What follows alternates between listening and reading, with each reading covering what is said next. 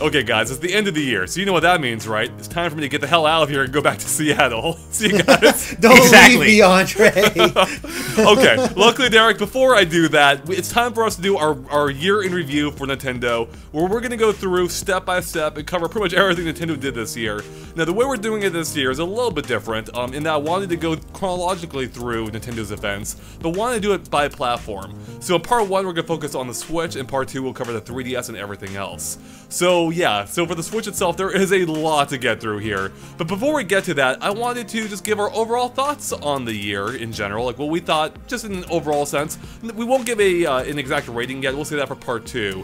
But yeah, I just want to get an overall sense from what you guys think of Nintendo this year. So Derek, let's go and start off with you. What's your overall impression of Nintendo in 2017? Holy crap. I mean, that's really all I need to say, because it is a night and day difference from last year.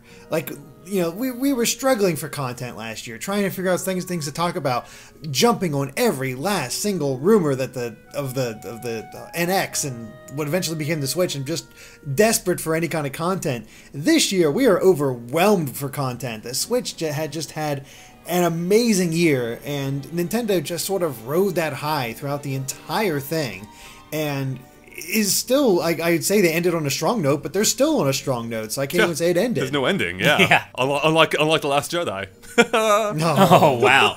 So, I mean, yeah, Derek, you just hit it on the head. Nintendo had an incredible year, especially, you know, one of their worst years on record, and, you know, I mean, I expected Nintendo to turn around a little bit, but I definitely didn't expect them to turn it around this much. Like, I didn't expect them to go from having, you know, the last year of one of their worst-selling consoles of all time to one of the best year one lineups, not just on a Nintendo console, but on any console. Like, Switch's year one, and it isn't even over yet, has been incredible. And not only that, but Nintendo's mobile, you know, their approach to mobile, they kept 3DS alive somehow. I mean, they've really been firing on all cylinders this year, and the Switch is the main proof of that. I mean, they've really landed on something strong with the Switch, and the sales are proof of that. Yeah, I mean, absolutely. You guys both hit it on the head there. Like, I went back to our 2016 year in review just to reflect on what we did last year, and man, that was depressing. Jesus. Like, I'm amazed those videos did as well as they did. I'm like, who wants to hear us talk about Nintendo's 2016 year in review? It was just sad. What a turnaround, though. My God. I'm coming up with a list of content to talk about here. We may have too much to talk about, because it is nuts. So, yeah, I mean, as a Nintendo fan, like, this year has just been super exciting. Like, they've just been hitting it on, you know, pretty much every cylinder. Like, they're just hitting it out of the park left and right. I mean, there's some, you know, pitfalls here and there, but overall, what a turnaround. Like, and it's especially because even at the start of the year, while things were already looking up, we still weren't quite sure how the Switch was going to, you know, be received by the general market. Like, there were still a lot of question marks there, even if things were already looking up. So I guess on that note, let's go and just launch right into it here, chronologically, starting off with the Switch event in January, which Ash and I actually were flown out to by Nintendo, where it was just you and, wait, I'm trying to remember now. It was just the two of you. I didn't get to play the Switch until it came out, so no, it was two of us. Yeah. So was it just us two watching the event in the hotel room then, Ash? Is that how that... Yeah, that's how that went down, wasn't it? Yeah, that's how that went down. And then the following morning was when the media event part of it started, where we got to go and actually play all the games. Yeah. In my memory, I'm like, well, Derek had to have been there, but he wasn't. So like, I was totally thrown off. But we had the discussion with Derek afterward. But yeah, so anyways, at the January event, this is where Nintendo had the big blowout on the Switch, because they'd only been really briefly shown off in the October reveal a few months earlier, but there were still a lot of question marks. We didn't know about the price, we didn't know what was coming in the box, we didn't know what day it was coming out on, I don't think. So we found out all this information, including far more, like the launch game lineup, other game announcements coming. We got, you know, some games we were pretty sure were coming. You know, we got, you know, concrete info on, like Mario Kart Deluxe, Splatoon 2. But yeah, the big things were the March 3rd release date, the $299 price point. We found out about HD Rumble. We found out some of their plans for their online setup, which is actually more of a mystery now than it was going in somehow. We got the ARMS reveal, trailers for Mario Kart Deluxe, Splatoon 2 again. Yeah, I don't want to go too into it, but we'll cover this. But yeah, what did you guys think, I guess, now looking back at how Nintendo revealed the Switch, or more elaborate on the Switch in January. It feels so quaint because I remember back at the time it was like, oh, $2.99, that might be too much. Oh, oh man, March 3rd, I can't believe it's coming out so soon. I honestly thought it would be end of March and all this stuff. Ooh, this launch lineup seems a little rough. I'm not quite sure. Like, it was all these questions and doubts about what they could actually pull off. Like, I remember seeing like flashes of brilliance, like, man, I can really see this working, but I don't know about this. 1-2 Switch seems kind of gimmicky, really should be packed in with the box, all that, but damn, that Zelda Breath of the Wild trailer was awesome, and couldn't be excited. And HD Rumble, that looks weird. I mean, could be cool, but I don't know how they'll use it, but that kind of thing. It was all just like you finally get this information and you start speculating on it, wondering if it's a good idea or not. And it's really funny to reflect on that and realize, yeah, Nintendo did all right. Yeah, I mean, that's pretty much what I was going to say. I have no shame in admitting that I was a little tepid, my reaction initially to their launch lineup and just how, the price point and everything. I was a little de-hyped, I guess, just because I was like, I'm still excited for it personally, but I don't know if this is the right way for them to re-enter the console market again after Wii U. I'm a little worried about the price point. The launch lineup was looking a little not too great. And, I remember at the time, too, Nintendo very clearly said, hey, this isn't our full launch lineup. We're going to be filling out that lineup as we get closer to launch. And I remember thinking at the time, well, that's just empty PR talk. Like, it just is what it is. But no, they were actually being totally serious. Like, as we got closer to launch, things started filling in, and we got, a few big, like, indie heavy hitters up there in the launch lineup, like Shovel Knight and Fast RMX and things like that. And by the time we got to launch, I was actually really happy or pleased with the Switch's launch lineup. So, it didn't just end up being Zelda. It ended up being Zelda and Bomberman and a couple of cool indie surprises. And I think by the time we got to launch day, the launch lineup had filled out, and the story changed a little bit for me. I was like, okay, I kind of see where they're going here. I was a little worried about, the power, what's under the hood relative to the price point. But as we've seen, they really seem to have landed on the perfect confluence of those 2 points, because it's just powerful enough that we've seen now to get, like, acceptable versions of multi-platform games, but cheap enough and portable for, to get people to buy it. So Nintendo really hit on something here. Yeah, I mean, I don't think there's any shame in admitting you were disappointed or maybe a little bit let down by the January event. I was too. Looking back, it's like, oh, that actually... Yeah, I mean, now that's colored by everything that's happened since. It's like, it wasn't that bad. I mean, it wasn't bad. It was never bad, but it was a little bit deflating at the time. And there were a few other factors that went into that too, like, just with it being a Japanese-focused presentation, we had the translator then, and some things got lost in translation, especially during the... what we now know as the No More Heroes announcement, which, by the way, we need to add that to our list here. We forgot about that. And also, when they opened with the 1-2 Switch segment as kind of like... I think that was the first game they really showed off, as I recall, right? Because that's what I think so, yeah. But that's what we might get some of these finer details wrong because it's been a while. But that's what they used to showcase the HD Rumble. And I remember thinking, oh man, are they going for the Wii demographic again with this? Like, is this a sign that maybe Nintendo hasn't changed? Because that market's long gone, my friends. Yeah, because I think that was the other surprise that we didn't know about. It was that they still had motion controls built into the Switch. Right, yeah, we didn't know about that for sure. Exactly, we theorized it, but yeah, so that was confirmation. And, now I'm glad they're there. Like, that's cool. But 1-2 Switch was a very dicey way of showing that off to the world. It's like, oh, this is feeling really Wii U-ish. Yeah. Well, yeah, and then we found out it wasn't a pack-in, and it was like almost a fully priced title, and we were like, I think all of us at that particular point kind of recoiled, and we were like, what is Nintendo doing? They need another Wii Sports-esque pack-in type experience, not a $50 minigame collection. Like, what are they doing? And so, I mean, you're right, Andre. I don't know. There's not necessarily shame in admitting that we were, or that I was a little... I was a bit of a non-believer at first, but then very quickly, Nintendo kind of, they filled out the launch lineup, and now, of course, hindsight's 2020. But I don't think that everything about how they presented things and how they, hyped that up was necessarily the best decision. Like, I don't know if leading with 1-2 Switch or not having that as a pack-in still was the right decision, but it doesn't matter, clearly, as the Switch is taken off. Yeah. It was also just, I remember, like, us being so nervous about the idea of it releasing in March. Like, really? After the holidays? That seems so dumb. Yeah. Yeah. And that has seemingly worked out for them. I mean, I guess with that kind of product, they probably had... I mean, if it's a compelling product, it's going to sell out no matter when it launches. They kind of made their own Christmas in March. So... Yeah. It kind of worked out for them that, that they were able to launch it. They launched it when they were able to, and without any gaps in the software lineup. But here's a point I want to touch on, Ash. You were kind of touching, you brought up the what seemed like PR spin. Like, there'll be, we're going to flush out the launch lineup, or they're like any gaps, or we want to avoid gaps. And that's such an easy thing to dismiss, because we've heard lines like that from Nintendo so many times over the past couple of consoles. Like, yeah, of course they say that. It's good. They say it every time. But they actually lived up to it this time. They actually delivered on the launch, not just the launch lineup, I would say, but also throughout the year. There were really no major gaps. So yeah, hats off to them for pulling that off. I mean, the other incredible thing is that every game they showed off back in January has released. Yeah.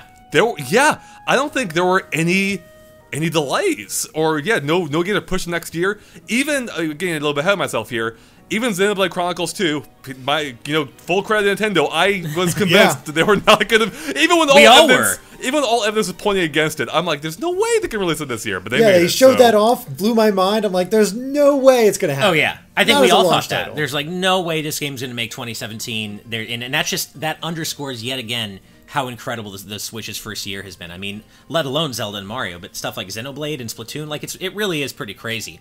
But you touched on something, Andre, about how Nintendo did, end up keeping all their promises in terms of, reducing the gaps between tentpole releases.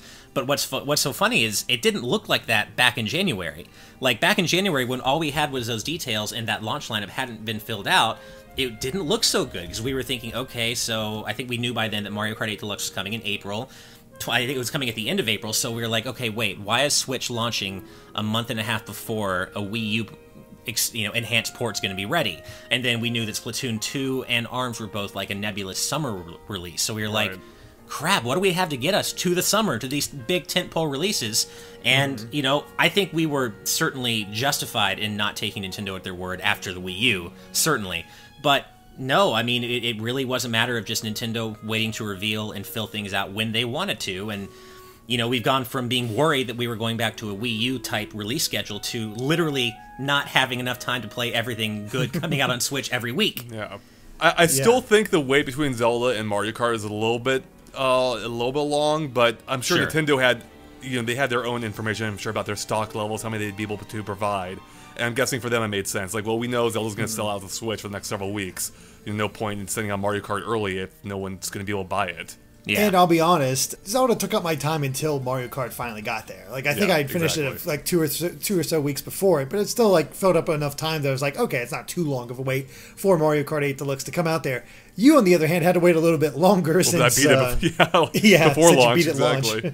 Okay, well, I don't want to focus too much longer on the January presentation, but there is one more point I want to bring up, though. Is even though the presentation itself may have been a little bit deflating, it was really at that hands-on event, Ash, the next morning, that's when I really was able to fully start appreciating what the Switch was. But I already liked what I saw, but I was a little bit disappointed with the reveal, only because from a game perspective, I wasn't really doing anything new. But it was from playing a game perspective, like on an individual game basis. Like, there's nothing in the Switch itself that changes that. But on a more macro level, I was able to start appreciating that at the event, where we were able to see the Switch used in all these various case scenarios. Like, they had a mock plane set up where you could play it as if you were on a plane. You could actually play Zelda both in handheld and in dock forms. You could swap it out right there, take the Joy-Cons off, and we were able to see like how seamless that experience was. And that's when I really started to appreciate like what the Switch is. Like, it was the kind of thing I said, like, it always reminded me of The Matrix. Like, in order to understand it or whatever, I'm gonna butcher the quote, to know what The Matrix is, you have to experience it for yourself, right? And it's not to that degree, but I think that does kind of get to that does kind of touch on what the Switch is. Like, to fully appreciate it, you really need to go hands-on with it to see how this might change how you play games. And like, even for me, like, even if I may not use it as a handheld that often, the fact that I can is convenient when I need to. And I love being able to just take my Switch from my own room to the living room and be able to play it with multiple TVs on the much nicer living room TV. Or even like when I go to Seattle here tomorrow, I just bring that with me and play it on my parents' TV back home and show them all the games I have. And let them try it out. No, I was telling friends the same thing. Like, I had friends back home here who were like big Nintendo fans who were kind of like a little worried, like, oh, is this really Nintendo's big comeback? This is what they were working on.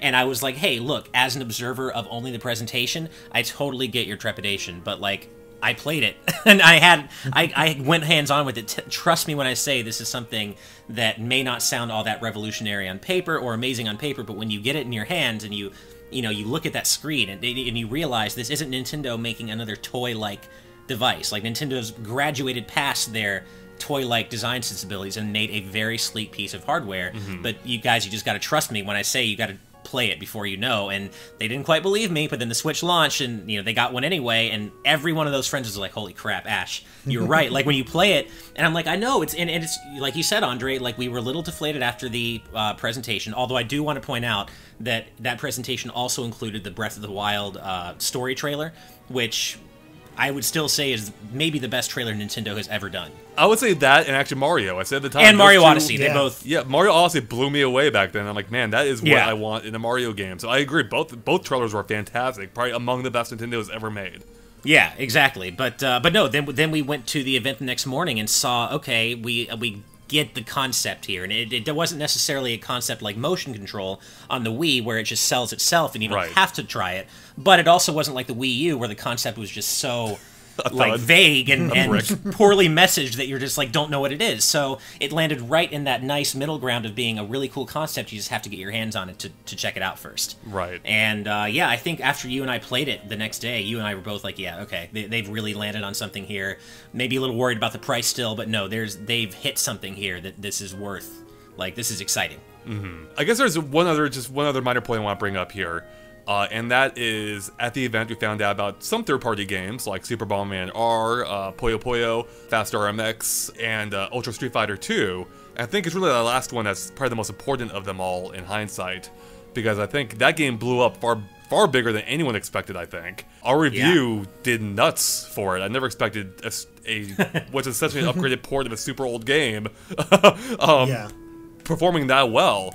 And it's interesting because one of my complaints back then is, or maybe more of a note, is that it was nice seeing the Switch getting some third-party support. We weren't getting any major. There were no AAA games there, no AAA major third-party games. I should specify. And I think Ultra Street Fighter 2, the success of which since kind of helped lay the groundwork for some of the announcements that came later in the year. Oh, absolutely. I mean, and that's what's so funny about it is that Capcom very publicly mentioned that they were going to use the sales of Ultra Street Fighter 2 to gauge future support for the Switch, which made a ton of fans like roll their eyes like, well, okay, so you're going to use the sales of a port of a super old fighting game, basically another port of Street Fighter 2 to determine your future support? That's ridiculous. And then against all odds, somehow people really wanted a $40 upgraded port of Street Fighter 2, so but you can take it on the go. Yeah, I mean, and to be fair, I said that in my review. Like, it's really cool having a great version of Street Fighter 2 on a portable console that is geared toward playing together, like with the Joy-Con. That's really cool. Right. I just didn't expect that people would pay $40 for that. And I don't think any of us did, but they did. The review blew up, like, got tons of views. We were surprised, and then the sales came out for it, and it overperformed for Capcom's expectations, and then that eventually led to what we see now, like Resident Evil Revelations 1 and 2 on the Switch, and, Mega Man Legacy Collections 1 and 2 come to the Switch. And, I think what happened there with Capcom is a narrative that we've seen repeated throughout 2017, which was that some third parties needed to be convinced, and I don't blame them. If I was in charge, blame them. Yeah, like if I was in charge of Capcom's purse strings, I wouldn't have thrown all my support behind the Switch after the Wii U. Like, I would need to see some receipts first, and Nintendo provided those receipts. And I think that now we've seen that third parties really have had the time they needed to react, and I think they're now throwing their support behind the Switch. And I don't know. I always kind of felt like people were too angry throughout the year at companies like Capcom for not supporting it right out of the gate, and I'm like, why would they though after the Wii U? So I mean, there's a lot of games that, like, just about every major release, where's the Switch version?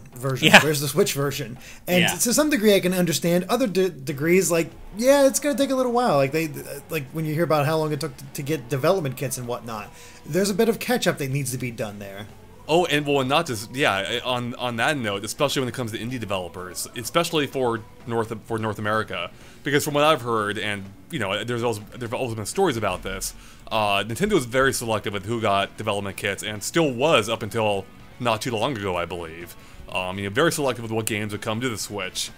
So yeah, just getting a hold of a development kit was very tricky for a lot of developers. I guess we'll just go and move on now we'll skip ahead a little bit here to the actual Switch launch. Just had to survive the rest of January and all of February. Just like, oh God, where's the Switch? What a wait that was, right? By the way, oh my God, that was excruciating. That was pretty awful. Yeah, it Pretty, was. yeah. But luckily, March 3rd finally came, or a week or so early for me. Shut up. Well, yeah. So the Switch launched with Zelda Breath of the Wild, which of course, got insane review scores. It got a very good review from us, really good reviews from everyone else. Yeah, and it also came with a few other games as well, like 1-2 Switch, Snipper Clips as well, I believe, was that same day. So yeah, thoughts on the Switch's launch, post-launch now, almost not quite a year out, but we're getting there. I think what's so key about this launch is it had just enough to whet your appetite that you had an idea. You had your big game with Breath of the Wild. You had sort of the family game with 1-2 Switch, if you cared about that sort of thing. You had the two-player game with Snipper Clips. You had a more traditional multiplayer with Super Bomberman R. There's just a little bit everywhere. Plus, you had a few indie titles like Little Inferno and Binding of Isaac and stuff like that. Just those little bits in there that you got at least some variety to this launch lineup, and it seemed kind of bare bones at first and definitely something to worry about, but really the key success here is how Nintendo handled their lineup for the entire year. Rather than try to cram everything into this launch lineup and then not have anything for the rest of the year, we got almost a major new game every month. Starting out is when I think had a little bit of trouble, but thankfully the indie games were able to fill that in from the gap between Mario Kart 8 and ARMS. But still, I was still playing it. I was still enjoying it. I was still having a lot of fun with what they were putting out. And honestly, I think that's a really good launch. Yeah. Yeah, I mean, I think it was a great launch, too, and that extends to the launch itself as well. I mean, I remember I just dropped the ball for whatever reason. I dropped the ball on pre-ordering a Switch, so I just didn't. For whatever reason, I didn't do it. Yeah, I don't know why, I just didn't. Or, you know what it was? I think I tried, but like Amazon screwed mine up, and then yeah. But whatever ended up happening was I was able to get one at Best Buy on launch night, just lining up a few hours early, which I thought was pretty cool. And I was able to get a Neon one, which were harder to find to begin with. So I got to give Nintendo some shout outs just for doing a pretty good job with the launch itself, even if the weeks following the launch, they were having trouble delivering the stock that people wanted. As for the in the months since and the first year using the Switch, yeah, I mean, I've been an incredibly happy first-year Switch owner. I haven't once regretted buying the Switch at launch, and I mean, the Wii U, as much as I wanted to appreciate it as much as I could throughout my entire time having it, there were times where I was like, man, I wish there was more going on with the Wii U, and but Switch, I never felt that way. And one development with the Switch that I personally have really appreciated, and you kind of started touching on this, Derek, was that it launched with a few really key indie titles like Shovel Knight and Fast RMX and things like that, but then it just kept blowing up from there. Like, I cannot understate how incredible a job, I can't overstate how incredible a job Nintendo has done courting indies with the Switch. Like, the Nindies events, the Nindies promotions, all that. There is such an incredible lineup of games coming to the eShop almost every week. And for me, personally, the Switch's year one has been partially defined not only by those tentpole releases like Zelda and Mario Odyssey, but the fact that the Switch has kind of low-key become like the indie gaming dream machine, and especially the indie platformer dream machine. And you guys know I love my platformers, so I've been so well served with all these cool little indie platformers throughout the year, and I'm like, I didn't know any of this was coming. So for me, the Switch has been kind of a cool surprise. It just keeps on giving with these games that I might not have otherwise been exposed to that I absolutely want to play on Switch. Yeah, no, the launch was good. The rest of the year support was great. But talking specifically about the launch, I mean, the key thing is here, the two key things here, I think, beyond the general, strong support out of the gate, but the fact that Nintendo made a compelling piece of hardware and a compelling piece of software to go along with it. People wanted the Switch for what it was, and people wanted Zelda because the game was amazing. And they sold each other. Like, Zelda was basically the Wii Sports to the Wii. Like, it was the Wii Sports for the Switch. That is what the Switch needed, and the fact that you could play this console-caliber game, like, literally the biggest game of the year probably, if not one of the biggest, a console-caliber game anywhere, whether you're at home or on a plane, in a taxi, whatever. Like, that is just ridiculous. So they did a great job selling each other. And I think if either one of those pieces hadn't been there, we wouldn't be looking at the success story that we're looking at right now. Had Zelda only come out on the Wii U, for instance, I don't think it would have blown up nearly as much as it has. Straight up, like, it would not have. It would have gotten a good reception still, but it would not become the sensation that it did. And on that note, real quick, I do want to note also how the Switch's launch and also the Zelda launch is really interesting, and how it kind of signified, I think, 3 things. One, it gave birth to the Switch for Zelda. Yeah, Zelda gave birth to the Switch in a way, while also acting as a Wii U swan song. Like, that is, this year was really the effective end of the Switch, or of the Wii U. Like, that was the final game of note to hit the platform, and no one talks about it at all anymore. And beyond all that, it also was kind of the rebirth of Nintendo. So Zelda Breath of the Wild represents so much here, I feel like. Yeah, no, I completely agree. Zelda was a really important game in many ways, and in some ways, the fact that it's a fantastic game is the least important way in some context, which is kind of funny. But no, it signified several things, that that Nintendo was back, that their rebirth, and that Zelda was finally ready to step forward and kind of defy what had become conventions for 3D Zelda in the past several years, past decade. And it's just, I think it really, Zelda symbolized a willingness for Nintendo to step out of their comfort zone. Yeah. And try things in different ways than they had throughout the Wii U generation. Exactly. Absolutely. Now, the launch didn't go off without a hitch, though, because there were widespread reported issues, including the left Joy-Con desyncing issue, even though that's not quite an accurate term, but that's what it was reported as, the left Joy-Con desyncing, which we made our own videos on, testing out if it was a problem or not and what might be causing it. And then also, another big one, among other smaller issues, was a lot of people reporting that their Switch docks are scratching their screen. Now, looking back, it's actually really easy to forget those were issues. I mean, I remember the left Joy-Con issue. I experienced that, and I actually still do. So that kind of still annoys me. But the scratch screen, I mean, with the success of the Switch, like, it didn't seem to impede it at all. Not that that's an excuse for these issues, but in the grand scheme of things, they didn't really seem to amount to much. And to Nintendo's credit, they did seem to have a pretty good response to this, even if they should have probably responded to the left Joy-Con issue a little bit quicker than they did, but ultimately they did, they did address it with, allowing, people to send it in for repair and whatnot. And yeah. I don't hear about scratch screens at all from the Switch at all, from the dock at all anymore. And that's not something I experienced myself at all. And I can only speak for myself, but I feel like that's one of those issues that perhaps has blown up a little bit bigger than it really was. But I've taken my Switch in and out, like, haphazardly out of my dock regularly and without a single issue related to that. Oh yeah, I 100% look at that issue as like the same thing as like people who complain, oh, Skyward Sword's controls didn't work. Like, no. What? No, like, personally, that was just something I never had a problem with. And same thing as you said, just with the Switch's dock, like, unless you're just like shoving the Switch into the dock when you're putting it and just like ripping it out of there, I don't see how anything about the dock, unless you have one that's warped or something, I don't see how you're scratching that screen. Like, that's just something to me, like, how, I'm not saying it's a manufactured controversy or anything tinfoil like that, but really, guys, like, how did that happen to people? I agree. I think it was blown up into something bigger than it was. Right. Yeah, and I'm always careful about how I pull it out or put it back in, and just in case, because I'd rather be. Wait, you're always careful about pulling out? I was gonna say. Oh god. Yeah. Or I think you said about how you pull it out. Yeah. I'm just trying to be careful with it because I don't want to scratch up my system or anything like that. It's just trying to be careful, and never had an issue with it. Honestly, I mean, I don't play with the left Joy-Con that much. Like, I played for Mario, but the entire time I played Mario Odyssey, because I used the two Joy-Cons separately the entire time, never had an issue. So I don't know whether I'm close enough that it wasn't a problem, or just never had it, set it the same way. I actually have had that issue a few times, and it's annoying when it happens. I actually had it happen a few times during when I was playing Mario Odyssey, and it was 100% because of the way I was holding the Joy-Con. But again, that's something that the user shouldn't have to worry about. And yeah, that's like a legitimate problem. I mean, blaming yourself for that is like Apple blaming the user for when the iPhone 4 or whatever it was wrong. Right. I mean, it's a legit problem, but there's a spectrum of legit problems. I mean, there's that, and that's, it's a thing.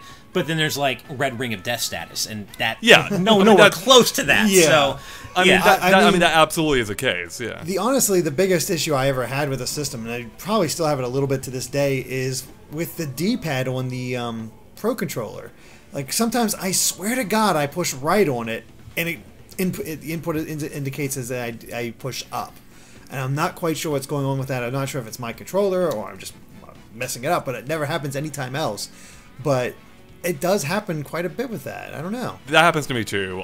Like it happens all the time in Zelda. Like I already hate the inventory system enough, and you throw in those misplaced clicks. I'm like, oh my god, really? But yeah, no, I feel like that's definitely a recognized problem. Well, maybe not officially, but apparently some people have done teardowns of the Xenoblade 2 controller. The Pro controller, that apparently fixes it. Like, they modified how they built the D-pads. Damn it, I knew I should have got that controller. Yeah, although I am glad you brought up a D-pad, because that's one thing I still want to see on the Switch that hasn't happened yet, but I thought might have been a possibility, or at least an announcement by the end of its first year, which is a Joy-Con variant with a D-pad instead of the separated buttons. It's just an optional purchase for people like myself who would get a lot of use out of such a thing. So I hope it's something they still do, because like you said, Derek, the D-pads on the existing Pro controllers, the non-Xenoblade 2 versions, I mean, they're okay, but there's some weirdness there with the D-pad for sure that I've also experienced. So I do hope that we get, not only another Switch, an updated Switch Pro controller for those who want to buy another one, but I'd love to see a D-pad option for the Joy-Con L. Like, I really, really want that. I mean, I've seen people modding it, but also I've played with 2D games with those segmented buttons, and I haven't had issues, honestly.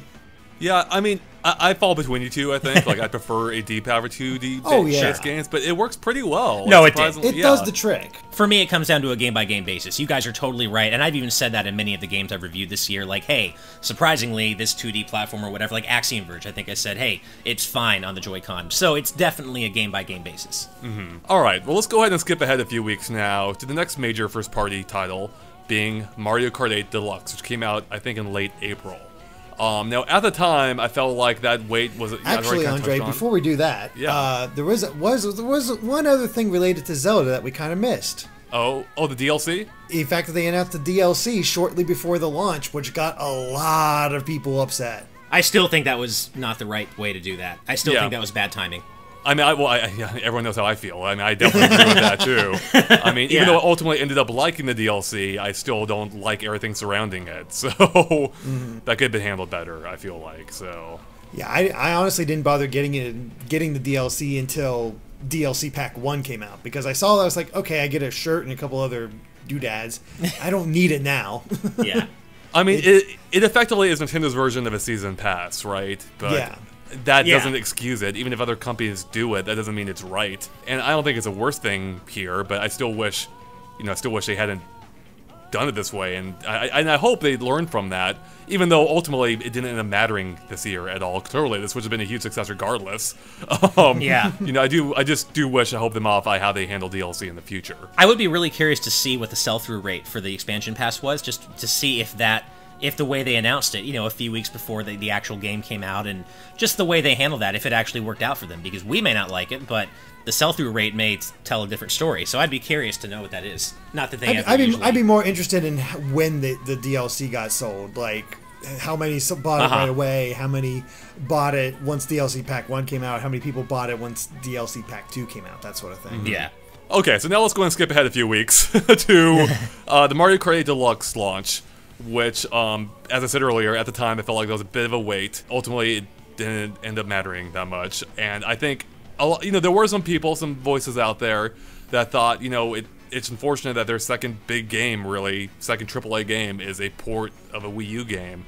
But I think in hindsight, like, that only validated the decision. That game, when it launched, it seemed like an event. I mean, I think, I feel like the noise dropped off quicker than if it had been a whole new Mario Kart game. But at the time, like, everyone was talking about this. And even myself, as we touched on the Game of the Year discussion, I put in well over another 200 hours into a game I already played a ton of on the Wii U. Now, granted, again, that's partially because there wasn't not too much else to play at the time. I'd already finished Zelda. But still, I think Nintendo was vindicated in that decision. And I think it was fine. Like, obviously, I would prefer a Mario Kart 9, but it's also, I'm not unreasonable. I don't think it's fair to expect them to be able to throw together new installments of every game, in the first year lineup. I mean, usually we only get one Mario Kart title per system. Yeah, and I still fully expect Mario Kart 9 to come at some point anyway. I don't think this is going to interfere with those plans. But yeah, I mean, I think it was smart of them to re-release Mario Kart 8, improve it a little bit.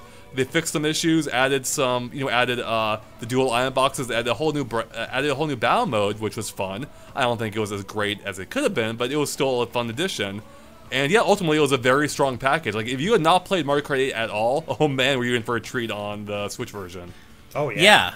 And it kind of underscored, I think looking back in hindsight, Nintendo was probably using Mario Kart 8 Deluxe to test the waters to see how much Switch audiences were going to come out for Wii U ports, because as we all know, the Wii U was an incredibly undersold system. It had a very small audience comparatively.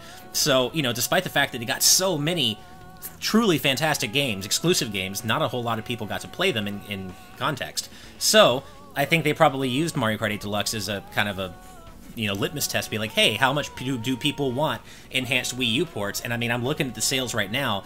It sold over 3.5 million copies, which I knew Mario Kart 8 would do well, no matter where it released. But for a re-release, and the fact that it sold 3.5 million and counting on Switch after a re-release, I mean, that's crazy. Yeah, without a Christmas season even under its belt yet. Oh, yeah. Exactly. I mean, Mario Kart is always one of the best sellers on any Nintendo system, but that's still, wow. Yeah, although I will, and as much as I personally, I got Mario Kart 8 Deluxe, and I've been having a lot of fun with it, even though I played a ton of Mario Kart 8 on Wii U. Although I will say that Deluxe kind of marked my first initial fear of, like, a sign that maybe Nintendo hadn't completely changed. Mostly changed, just not completely, and that came by way of what I still find to be a pretty terrible online experience for Mario Kart 8 Deluxe. Man, you really hate that online. I don't like it. I don't like it. I get so... And this, what's weird is I have no problem playing, like, Splatoon 2, Smash, like, those. I don't get comm errors for those games. But there's something about Mario Kart 8 where I just get comm errors constantly. And trying to get, like, myself and a friend or two in the same public lobby to play is a nightmare. And I just... It shouldn't be like that. Like, what? It just... But you, Andre, you said you've had far less issues than I have had playing online. So I don't know what's up. I don't know why it's just this game with me, but I was like, God, Nintendo, get it together. I think it's because you're trying to play with friends. I think that there's your issue, because I've also seen that point where I've wanted to play with, like, I haven't played it much because I played the hell out of it on Wii U, got all the DLC. There wasn't much reason for me to come back to Mario Kart 8 Deluxe, especially because I'm not a big battle mode player to begin with. So it was fun to have, but it doesn't necessarily I'm going back to. But I did notice whenever I played online, I know one of you two are online. I talk to you. I know you're there, but it will not show you as actually available, and that's what annoys me most. It drives me crazy. I will straight up concede, like, the friend functionality in general in that game is pretty terrible. Like, the whole list format, how you have to scroll down the entire thing. How sometimes, I still don't know how it fully works with... Usually it puts whoever's online at the top of the list, but I think if you're on the list as someone hops online, you have to scroll down to see them online. It's really weird. So yeah, I mean, that definitely could be something they can improve, especially with how we've already seen improvements to the online functionality in other games, like ARMS or Splatoon 2, but we may be getting ahead of ourselves here. So maybe another point, maybe another example, although I never tried it myself, is another game that came out the following month, being Ultra Street Fighter 2. We already touched on this a little bit. That had online functionality as well, and I think that worked pretty well for you, Ash, right? Yeah, I even did a follow-up to my review for it because Capcom hadn't enabled the servers prior to launch. And so I think we were thinking, because of that, like, oh man, I bet the online sucks. But no, for whatever reason, they just decided not to enable it. But I tested it, and I've played it, a little bit since then, and it's always been super smooth and perfectly fine. I mean, same thing with other games like Splatoon 2. So this online thing, the fear that I had... It's somewhat been assuaged with the release of games since Mario Kart 8 Deluxe. However, I'm still wondering, like, hey, why can't Nintendo just really knock an online experience out of the park? And I still do think that is an area that they still have a little of growing to do. But, hey, if that's because they've been putting all their growth into everything else that we've clearly seen, I can accept that. I can get it. It'll come. Right. Well, moving on then, we have E3, which is kind of crazy to talk about within the context of a console launch. Mere months later, there's an E3. And this really is a great example of how launching the Switch in March really worked out for them, because they were able to maintain momentum from launch right into E3, which itself provided its own big burst of momentum, because this is where we found out, a lot more about games that we'd seen a little bit of before, and got new announcements too. So among them is the fact we got a brand new Mario Odyssey trailer where it opened with that amazing dinosaur segment where we found out about Cappy and how you can control things, which is nuts that we'd already seen the game, quite a bit in the previous trailer without any hint of that functionality at all. We got Mario & Rabbids Kingdom Battle officially confirmed, even though there were heavy hints going in that this would be the case. We got a Metroid Prime 4 tease. We got even more about ARMS, of course, and then we also got the reveal of Fire Emblem Warriors as well. And that's not even counting all the 3DS stuff, but again, we'll be covering that in a separate discussion. We're keeping this Switch focused for now. But right there, like, that that provided a great burst of energy to maintain that Switch hype through effectively the end of the year. It was one of those things where, we actually have a release date for ARMS. We have a release date for Splatoon 2. We know when these games are coming finally. Still felt a little weird that Splatoon 2 was coming so much later in July. We kept pushing the fact, man, this should release in May. It should be ready in May, and just didn't happen. And I was like, all right, I kind of get ARMS coming out first, but yeah. Oh, and real quick, ARMS literally came out right after E3. Yeah, it was that Friday. I think we already knew the release date for ARMS because it was already coming out that week. Yeah. Oh, okay. Oh, I think you may be right. Oh, but I must have had ARMS before then, even for review. Because there was an ARMS pre-launch direct, I think, for ARMS. So I think that's when they initially revealed the launch date. Because you had played ARMS, Andre, and you were able to take on the director. take on some of the director and Bill Trinen. And that's right, which you never posted a video of. I won, just so you know. Yeah, exactly. We couldn't air a murder, so. Oh yeah, I should clarify. I did win against Bill. I got my ass kicked to the developer, and we did post that. I think we posted that. Maybe I didn't. I can't remember, but yeah, I got my ass destroyed by the developer.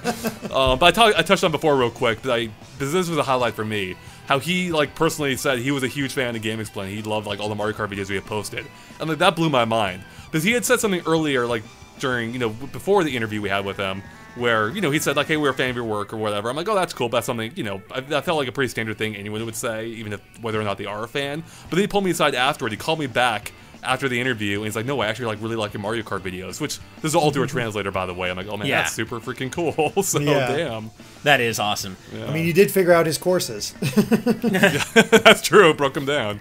It's funny in some way. I think the fact that ARMS came out during E3, or I should say the Friday after E3, is kind of just emblematic in general of just how crazy the Switch's release schedule has surprisingly been all year. It really is. They couldn't find a better date to release ARMS apparently than during E3, which is And that's the crazy thing with ARMS is you would have thought oh man, if they're releasing it during E3, this thing's sending out to die. No, it's not. It doesn't have a huge community, but I think I heard it still sold 1.5 million units, which is really good.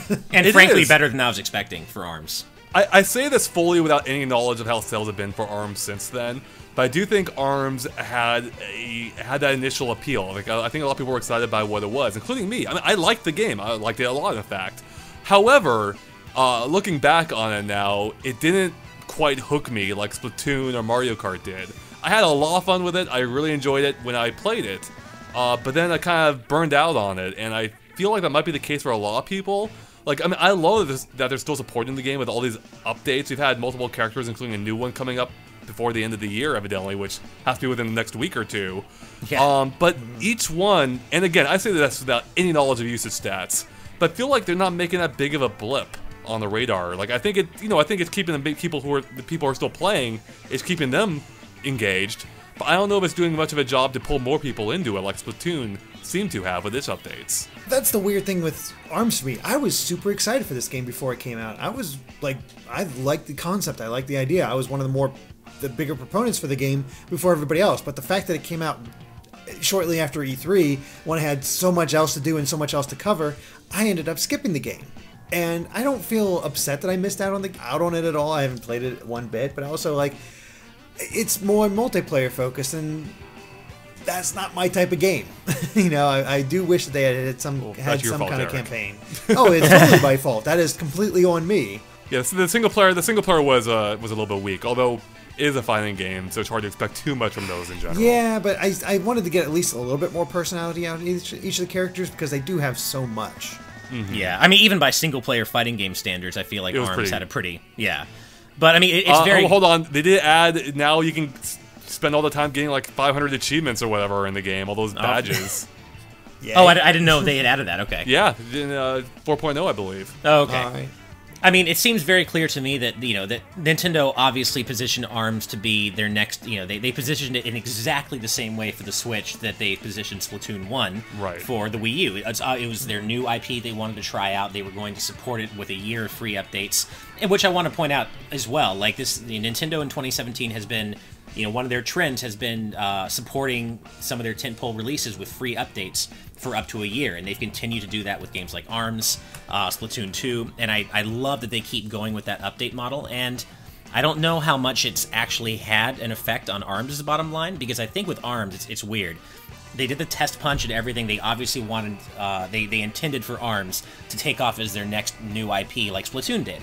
However, I think with Splatoon, there wasn't anything else to play on Wii U at the time. Really, all there was to play was Splatoon, and I think you guys kind of hit it on the head when, I think, Derek, you mentioned there's just, it fell through the cracks for you. There's so much else to play, not only on Switch, but also on other platforms, and I feel like maybe ARMS was somewhat a victim of that. It's just that, you know, Splatoon was able to catch on not only because the concept was fantastic, but because what else were you going to play on Wii U at the time? Whereas ARMS, you have your pick of the litter. You know, you can play ARMS, you can get into that, or you could keep playing it, or you could play like the millions of other games you could play on Switch. So, you know, I don't think it had enough of a chance, really. It came out sandwiched between Mario Kart 8 and Splatoon 2. Splatoon 2, I believe, launched just mere weeks later. Yeah. And I said at the time, like, I felt like they were going to be fighting for similar demographics, and it wasn't much of a fight. I think Splatoon 2 is going to blow it out of the water in terms of getting attention, and I think maybe what happened, or at least maybe a factor in what happened, because Splatoon 2 was, and Splatoon 1 blew up, especially in Japan. Yeah. And Splatoon 2, I don't know how well it's done comparatively. I think it's done very well for itself, even if it didn't quite engage me in the same way as Splatoon 1 did. But yeah, I mean, I think that was a factor in it all. Like, I think that kind of affected ARMS. So I still think the placement of those games could have been a little bit better. Yeah, a little bit. I know, I think so. And I mean, I think the sales bear that out. I'm looking at the sales for both games right now, and ARMS is sitting at 1.07 million, which is still respectable. I mean, let's make it very clear. ARMS broke 1 million. It's probably going to get a sequel. You know, million sellers don't usually just, they're not one and done type things. However, Splatoon 2 came out 3 weeks later-ish, and is already sitting at 2.61 million global sales. So no, hold on though. Is this VG charts or something else? Well, the VG charts. I mean, as accurate as that can possibly be. Right, but it's still selling way better than ARMS. There's an asterisk on those numbers. So. Yeah, a major asterisk, but still, I do think ARMS would have had a better chance of success if it came out in May. Yeah, I think so too. Yeah, I think so too. I think that would have been a better time for it. But yeah. Hey, I mean, ultimately, you know, it's still been a good year for Nintendo, but it may have come at the expense of ARMS, unfortunately. And let's be honest, this was a very solid E3 for Nintendo. Their booth was packed. Oh my God, was it packed? It was. I mean, that trying to get in line.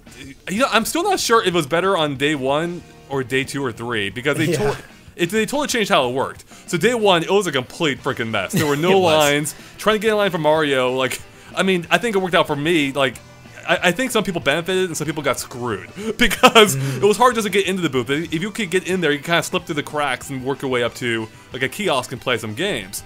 On days 2 and 3, though, they sectioned off those areas, which I think probably was the right idea. But they ended up forming a massive line for Mario that wrapped around the booth. And I think at some points that was a few hours long.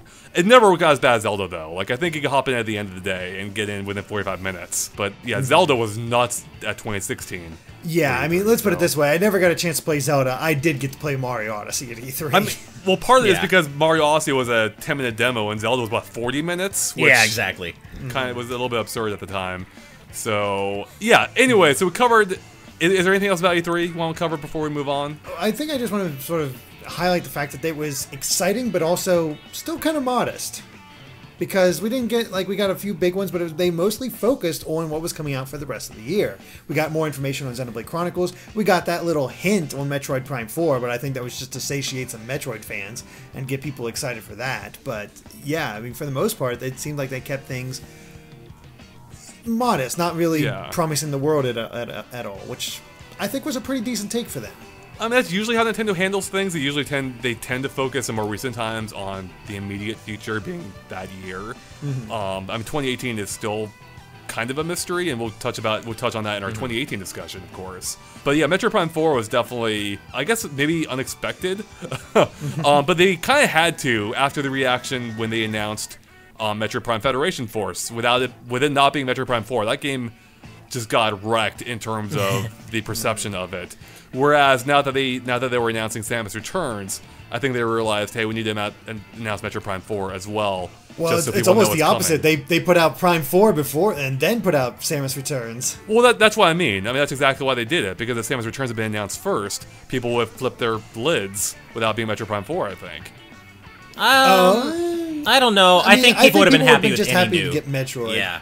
People have been happy. People have been happy, but I think I don't think the reaction would have been quite as well received had they not known Metroid Prime 4 was on the way. A remake of Metroid Prime, or a remake of Metroid 2, the Game Boy one of the most overlooked games, probably. Yeah. Is that really that exciting?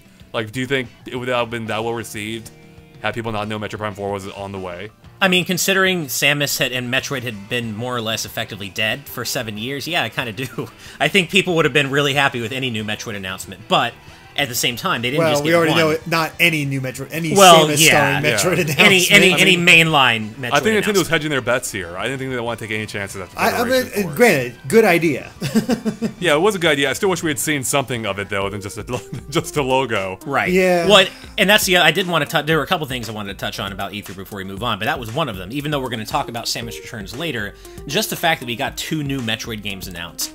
Yeah. At all. I mean, in one E3. That's crazy. I mean, I always knew Metroid was going to come back. Like, every year I was expecting a new Metroid game. It's just a matter of time. But I wasn't necessarily expecting to get 2 Metroid announcements in the same year after effectively 7 years of the series lying dormant other than Federation Force. So that was a really cool surprise. The other things I wanted to rattle off really quickly, we didn't mention that Rocket League for the Switch was also revealed at the Nintendo E3 Direct. And that's just, kind of a big deal because it's Rocket League, and that was a really big get for Nintendo, in my opinion, for the indie scene because of how successful the game has been on other platforms. Yeah, and I mean, again, to the point real quick that Indie League, Rocket League doesn't really even feel like an indie game. Like, it feels like... At this point, no. Yeah, it feels more like a AAA effort. So I think it kind of gets more grouped in with those games, which is, I mean, both a compliment to it, but also I think a sign of things to come later in the year as well. Right, and then just to wrap things up, going back to just how packed the release schedule was, there's an indie game that released it was the Thursday of E3, the eShop update during E3, and it was Mighty Gun Volt Burst, and I only want to mention that because I like the game, but also it proved that Beck and Mighty No. 9 don't have to always be forever seen as awful. It's dead. Kill him. I don't care how good the game is, kill him. Terrible. No, Beck deserves better. The game was good. Derek, you're killing me. The game was good. But anyway, I just wanted to mention that. I'm pretty sure you're the only... maybe I'm wrong. Comments correct me, but I'm pretty sure Ashley's the only one that cares about Mighty Gun Volt Burst. You actually would be wrong because this Inti Creates was talking about how great the sales were for that game recently. So, it's not just me. All right, then. All right. Yeah. Now, we had planned to cover the Switch's 2017 in just one part, but that obviously didn't happen since we're only at E3. So be sure to come back tomorrow as we finish up the rest of 2017 for the Switch, and then the day after that for everything else Nintendo in 2017. Thanks for watching, and if you like this video, be sure to like us on Facebook and Twitter at GameXplain. And of course, make sure to subscribe to GameXplain for more Nintendo discussions and other things gaming as well. Until next time, bye.